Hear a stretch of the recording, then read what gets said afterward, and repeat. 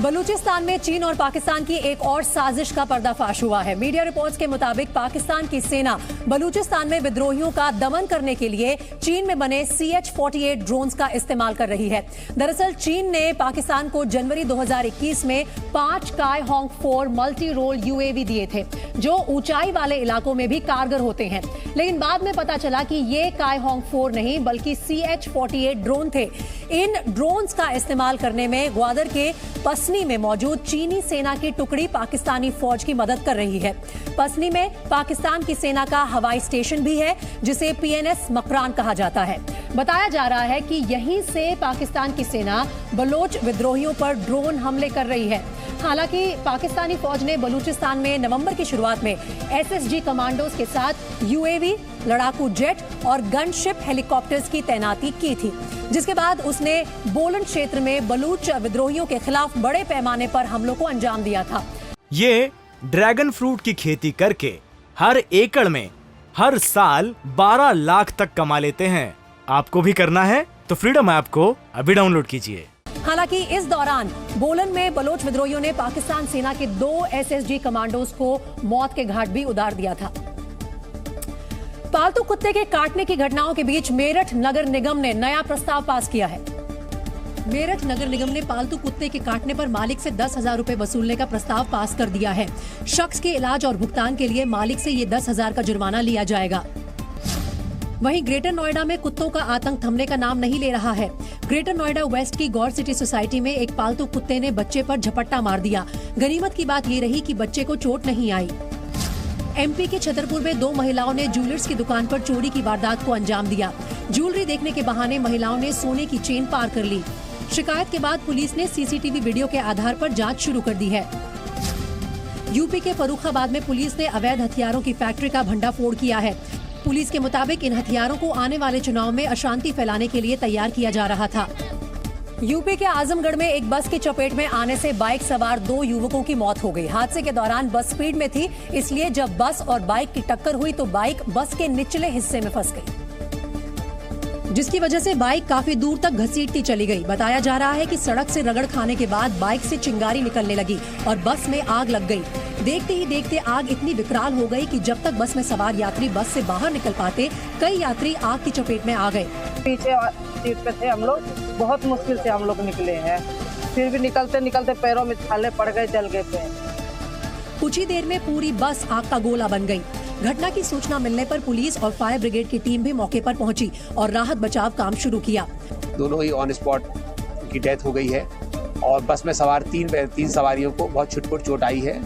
इस हादसे में बाइक पर सवार दोनों युवकों की मौत हो गई, जबकि बस में सवार कई यात्री मामूली रूप से घायल हुए हैं। हालांकि बस में रखा यात्रियों का सामान जलकर राख हो गया।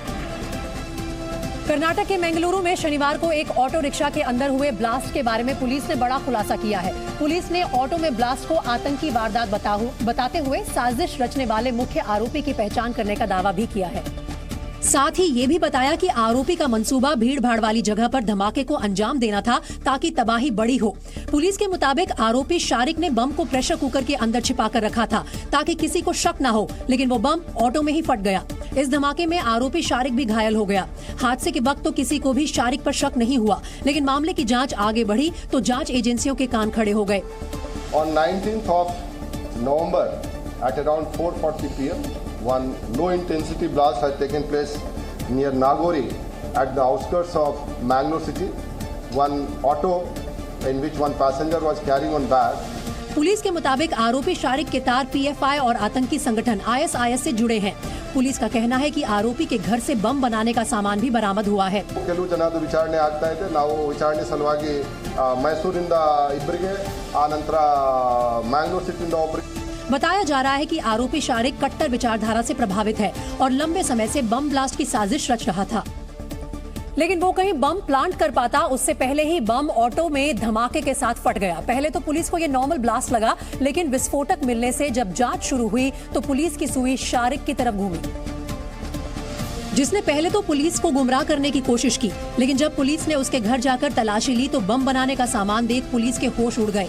पुलिस का कहना है कि शारिक एक ट्रेंड आतंकी है और वो पहले भी कई आतंकी संगठनों के लिए काम कर चुका है। पुलिस की जांच में ये भी सामने आया कि शारिक खुद को हिंदू बताकर लोगों के बीच रह रहा था। उसके पास से एक फर्जी आधार कार्ड भी मिला है, जिसके जरिए वो अपनी पहचान छिपा कर रहता था। ಮತ್ತೆ ಹಳೆ ಫೋಟೋ ನಾವು ನೋಡಿದ್ರೆ ಅದು ಸ್ವಲ್ಪ ನಮಗೆ ಅದು ಹೋಲಿಕೆ ಆಗ್ತಿರ್ಲಿಲ್ಲ।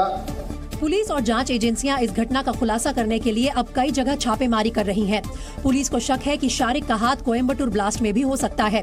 बता दें कि 23 अक्टूबर को कोयम्बटूर में भी एक कार में धमाका हुआ था, जिसमें ISIS का संदिग्ध आतंकी जेमशा मुबीन मारा गया था। अब पुलिस मुबीन और शारिक के रिश्ते खंगालने में जुटी है। कतर में खेले जा रहे फीफा वर्ल्ड कप और भगोड़े जाकिर नायक का हैरान करने वाला कनेक्शन सामने आया है। जानकारी के मुताबिक मनी लॉन्ड्रिंग और जहरीले भाषण देने के आरोपी जाकिर नायक को कतर सरकार ने दोहा बुलाया है।